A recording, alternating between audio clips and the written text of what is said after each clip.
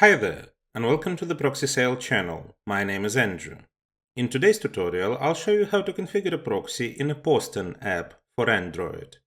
Launch the application and navigate to Add Proxy to set up a new proxy.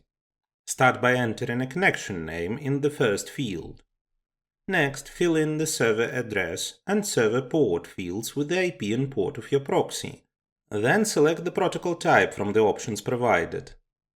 If you're using a private proxy, input the proxy username and password in the designated fields.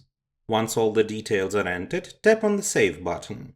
That's it. The proxy setup is complete. Let me remind you that your work as well as your accounts may be at risk if you operate with free proxies that can be found on a network. Such proxies do not have guarantees of anonymity and security. We recommend a reliable and trusted provider, proxysale.com, which will allow you to get proxies of any location with guaranteed anonymity and security for working on a network. The link will be in the description. Don't forget to hit the like and subscribe buttons. See you in the next video.